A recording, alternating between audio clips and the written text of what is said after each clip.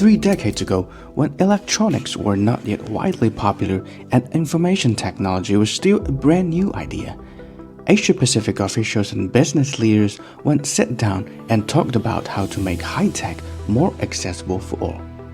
Tariffs were gradually minimized or cancelled for a vast array of IT components and products. And that's how APEC came into being. Since then, APEC has stood at the global forefront of openness and development, fueling growth and progress, and it has helped to create Asia-Pacific Miracle. Thousands and thousands of containers move every day.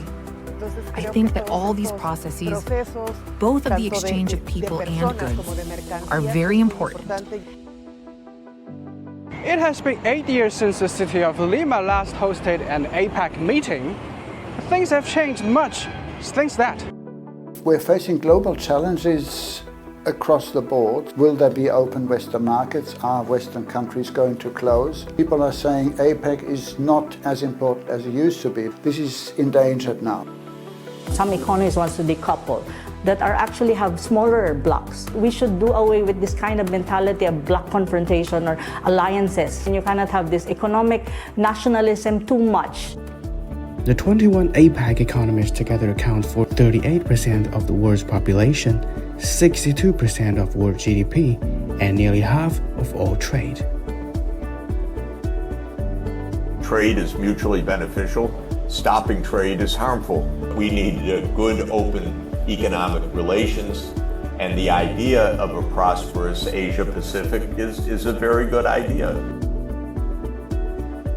Well, prosperity is not for oneself. An economy thrives in openness and withers in seclusion. There's a need for a sense of togetherness. China is also trying to help other economies in the Asia-Pacific region transition to green economies or green technology. China is also leading in what you call digital infrastructure and even information technology, artificial intelligence. So through these things, China is sharing this with the Asia-Pacific region for them to be able to develop themselves. One of the critical functions of APEC is giving up capacity building to developing countries to benefit in terms of trade, investment, and digitalization, and making them more resilient in terms of facing the next or the future crisis.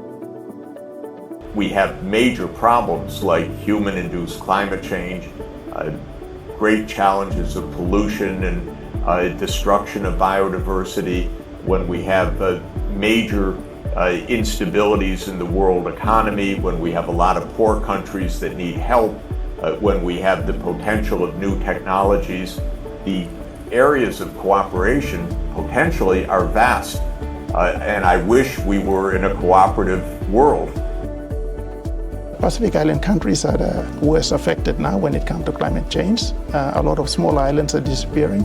China government is going in to help with that.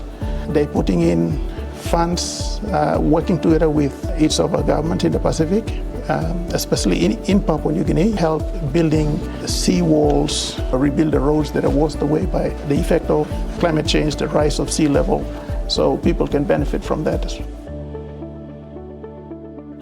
In fact, it is difficult to find major countries that genuinely embody the spirit of APEC's openness, inclusiveness, mutual understanding, and win-win cooperation. And China has always endeavored to practice this spirit. I cannot be thinking that if you lose, I win. Or if I rise, you will fall into decline. The world is big for all of us to thrive. It should be more open and it should be more regional and it's more global, so everyone benefits.